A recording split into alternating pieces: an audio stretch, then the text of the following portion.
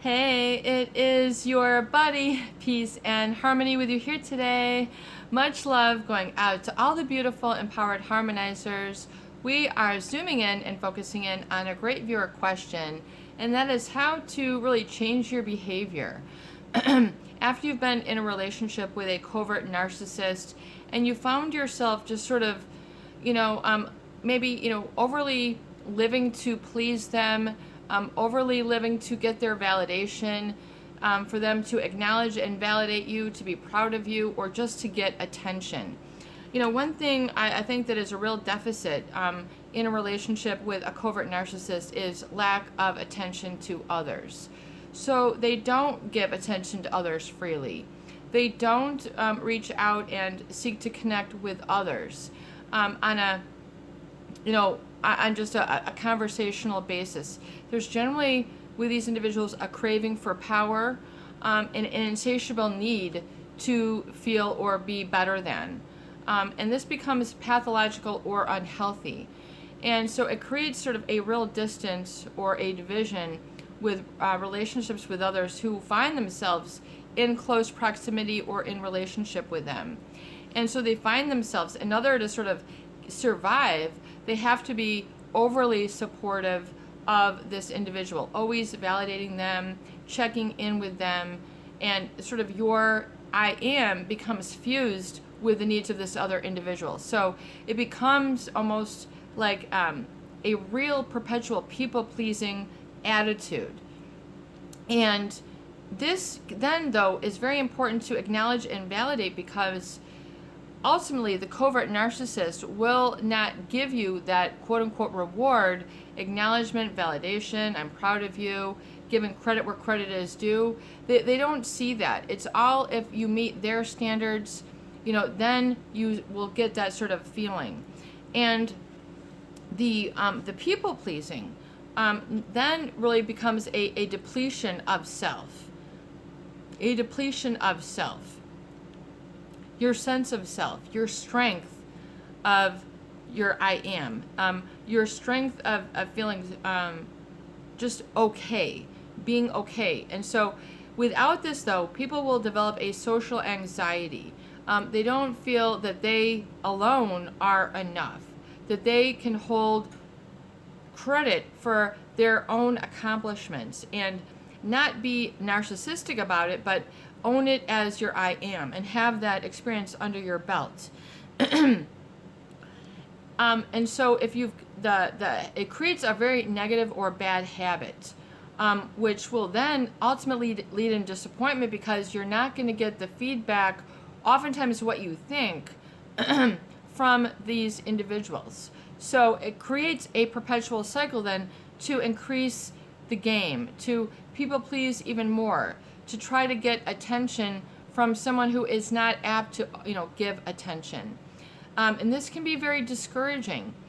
But you have to acknowledge, be willing to see what is going on. So taking a step back and realizing that this becomes an unhealthy habit for you, so you can mirror back the needs of the narcissist, which are external to your own.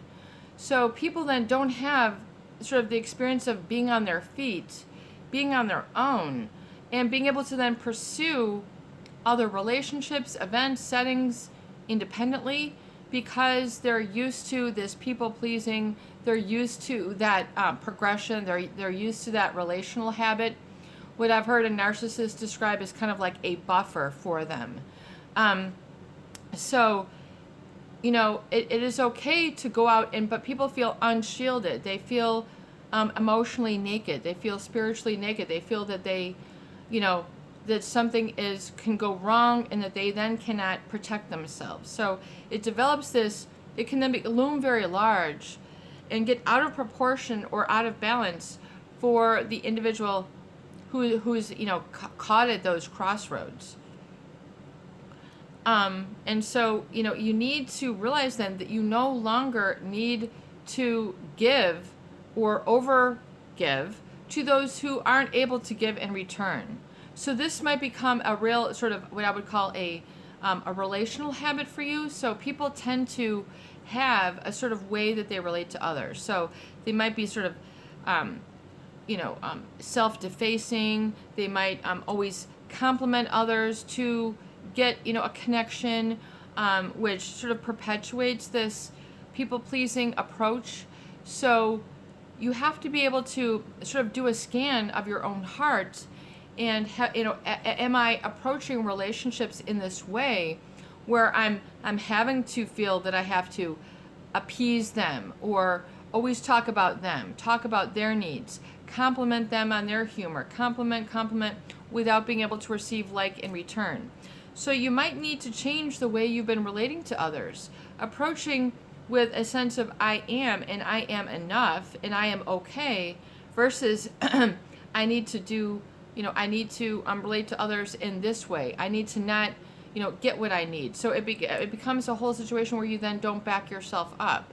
You need to back yourself up, but in a reasonable, neutral level, not to the point where you're yelling, screaming, losing it. That does not look good. You don't need to, be seething and boiling in anger to stand up for yourself. It just needs to be digested. How can you then, create this feeling of I am, and that is enough without needing to care about what other people think of you? It becomes a real problematic, or it can become and create a thought disorder and an attachment disorder, because you're always sort of trying to put a sort of a hook out there, rather than knowing you are the hook. You are enough. You've got it within. You don't need to base the relationship on certain conditions. It's okay for you to be how you are. It's okay for you to be quote unquote imperfect. It's okay for you to be, have a stomach ache. It's okay for you to need a true friend. It's okay for you to feel sad. It's okay for you to feel lonely. It's okay to explore these oftentimes very powerful or uncomfortable positions, because it's trying to, open up the channel to liberate you and set you free. Otherwise, it just continues to create more and more of a foundational sort of rockiness or instability, and then creates a negative pocket or a void for unhappiness to settle there on the daily and the chronic. So you need to kind of boost up and stop falling into that rut. But you have to sort of get into the role of metacognition.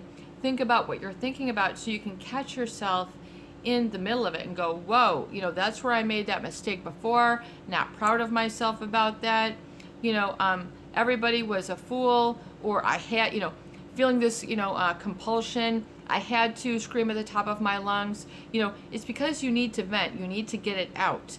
It will eventually bubble to the surface. So sometimes it's yourself trying to say, hey, I'm here. Listen to me. Listen to me. So you need to listen to yourself. So you can ask yourself the question, even though I've been trying to be pushing it out of my mind, would I really need to listen to myself about is, even though I'm trying to push it out of my mind, would I really need to think about is? Even though I don't want to deal with it, it makes me uncomfortable. The one thing I really need to tackle is. And then write it down. What really makes me fearful is.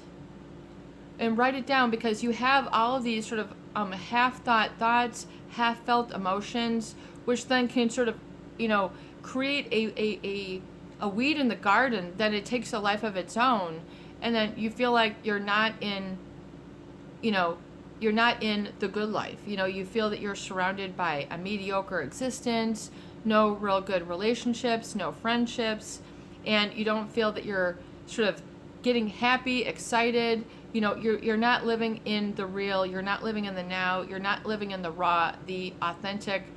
And then, if you're not living and experiencing the joy here, then what are you experiencing, otherwise? So check that out and say, and then write down, I'm experiencing way too much 1 through 20. I'm experiencing way too much, ... And write this down before your inner censor has a chance to go, that's stupid, that's too much, that's not right, that's inaccurate. Just allow your gut to flow and just put it all out there on the paper. I mean, everything now, I mean, we're in the midst of a new normal. God only knows if you're going to be able to get off of, into, and have, off of all these other adaptive ways of communicating, And so you need to come back to your organic self, your real self. You in the flesh are enough. It's not about who has the best camera, the best phone, the da-da-da-da. I mean, we're talking about the real you. And you need to sort of be able to get to that guttural feeling and do a check-in and write it down. I mean, some people want to make notes on their phone. I mean, to me, it's not the same experience. If you're using a device and typing versus a piece of paper and ink, that you can have written, because it speaks to you, I would say, more readily than something that's just done through, like making notes or a memo on your device or your computer.